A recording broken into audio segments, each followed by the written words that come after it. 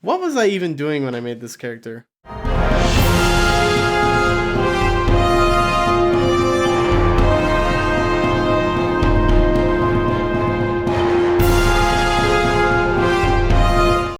Hey, welcome back to D&D Nerd Out. So I was going through all of my character sheets for D&D because I saved a lot of them. There's some I don't have anymore just because they got thrown away or something happened to them, you know. But I found my first ever D&D character. When I started playing D&D back in either 09 or 2010, it was before 5th edition came out, and I don't think my friend had any 4th edition or 3rd edition books. So we were playing 2nd edition AD&D, and whew, honestly, I'm glad we're not playing that anymore because 5th edition is way more streamlined, and I like 5th edition a lot. But I was going through my sheets, and I found my first character, Roland, the half-elf fighter. He's named after Roland from Stephen King's Dark Tower series. Is there a character named Roland in Aragon? Because I was also like way into Aragon. Oh no, I'm thinking of Roran. Aragon's cousin? Anyway, that doesn't matter.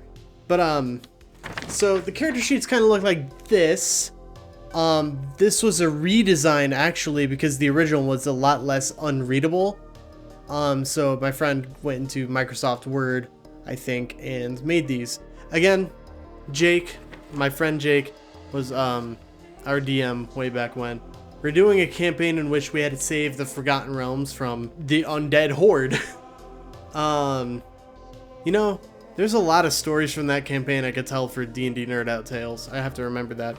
Anyway, I'm just gonna run through the character sheet and give you the play-by-play. Oh man, Thaco. Wait till we get to Thaco. Alright, so my name, Matt, player name, is me. Character name Roland, no last name.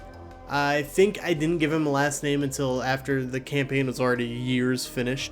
It's von Freuntheim. He was a fighter. His alignment was lawful neutral. He worshipped Kelimvor, and I believe Kelimvor was the war deity in the Forgotten Realms. Oh no, he's the Lord of the Dead. Okay. Oh, but yeah, he was a lawful neutral alignment. That's probably why I picked him. Yeah, portfolios, death, the dead. You know, real edgelord. To add on to the edgelord-iness, under habits, drinks blood. Cool! 14-year-old me? Kelimvor, worship Kelimvor. He was a half-elf, level 7, black hair, blue eyes, white skin, 25 years old, 6 foot tall, and 175 pounds. Strength score was 17, Dex 16, Constitution 15, Intelligence 16, Wisdom 17, and Charisma 15. Had a +1 to hit and +1 damage.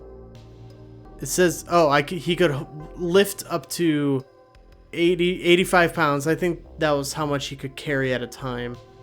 Maximum press, 220 pounds. Bend bars, lift gates. That was a thing in 2nd edition. Yeah, that was a 13. I think you had to roll below 13 plus your strength score. I can't remember how it works.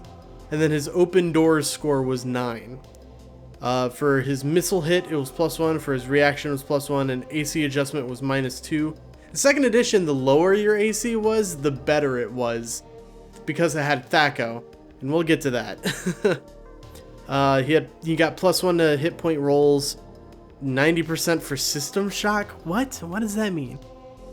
Res 94, it just says RESS 94, and then 0 poison. I don't know what that means. Add language 5, learn spell not available, maximum spells not available, he's not a spellcaster.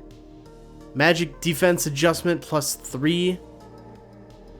Number of hench people 7, loyalty +3, and reaction adjustment +3. For saving throws, for paralysis, poison, and death magic, 10. Rod, staff, wand, 12. petrified slash polymorphed 11, breath weapon 12, and spells 13. He had 64 hit points. His AC base was 10 with a -2 and then armor 2. I don't know what that means. I haven't played 2nd edition in a very long time. Not since D&D 5e was being playtested under the name D&D Next. For armor worn, he had a +1 plate armor. He had a THAC0 base of 14. Now, I don't exactly remember what THAC0 means, so I'm going to have to look that up. Well, it means to hit armor class 0. It's a number that represents the chances that a physical attack hits its targets. Lower numbers, the better. So, simple formula for calculating the success or failure of an attack rolling using THAC0 is THAC0 minus roll on a d20 equals the AC hit. For example, if the attacker has a THAC0 of 17 and rolls a 15 on his or her to hit roll, the attacker has succeeded in hitting the target armor class. If he has succeeded in hitting if the target's armor class is 2 or higher. So, yeah, wrap your head around that. There was a lot of math in the 80s. His primary weapon was a bastard sword. It did 1d8 damage to small enemies, 2d4 to medium-sized enemies, and 1d12 to large enemies.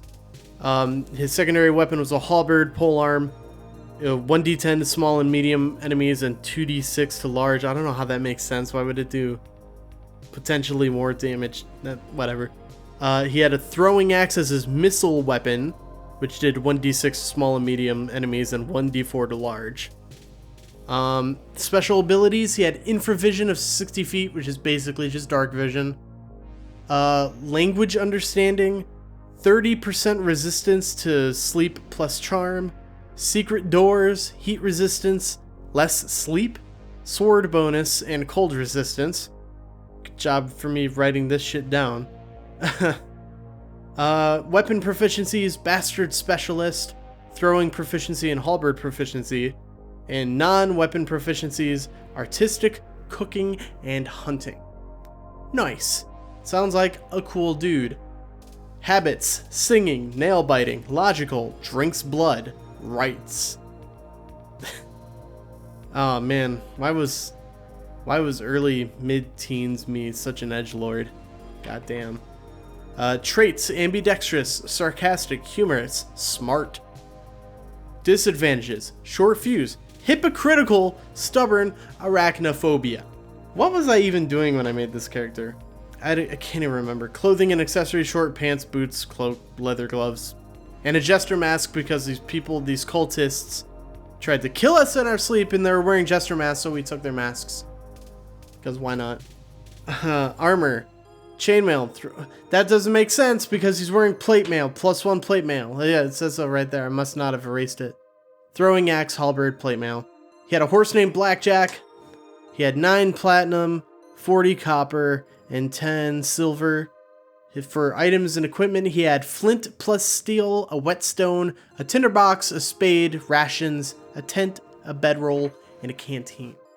Now, that's all I have written on this character sheet, but I have his special weapon that we used against the undead horde.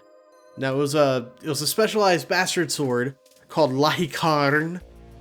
I can't remember what that means. I believe it's draconic. But it was forged out of crystallized dragon's blood and was bestowed upon Roland by a dragon in order to, stop the undead horde. He had the sword had a +3 to attack and damage, or a +5 against evil creatures. For once a day, I could use the breath of a dragon, which did 24d12 plus 12 damage. Whew. I've done that. Oh shit. Okay, I'm gonna get to that. Wielder can communicate with good or neutral dragons. Detect lies, +3 to all saving throws against evil, -2 AC when fighting evil. So, I'll save this whole story for D&D Nerd Out Tales. but at some point we were fighting a pit fiend that had possessed a king, and we did, and I made the note, I don't know if you can read it, 173 total damage to the pit fiend in one move. I think that's when I used the Breath of a Dragon to roll 24 d12s plus 12. So yeah, that's Roland von Freinsheim, lawful neutral fighter, half-elf fighter of Kelemvor. Really cool character. I have a huge, soft spot in my heart for Roland. I want to use him again at some point, maybe. We revisited the Undead campaign recently, but with new characters to get like a different perspective on the story, which I thought was super fucking cool. But yeah, if I can get more of the details of that campaign from our dungeon master, I'll definitely tell them in it for a D&D nerd out tales, or several of them. Anyway, I hope you guys enjoyed that look into my very first D&D character, Roland. So yeah, thank you guys so very much for watching the video. If you liked it, give it a thumbs up. If you want to see more videos like this one, please consider subscribing. And until then, I'll see you guys next time. Bye-bye.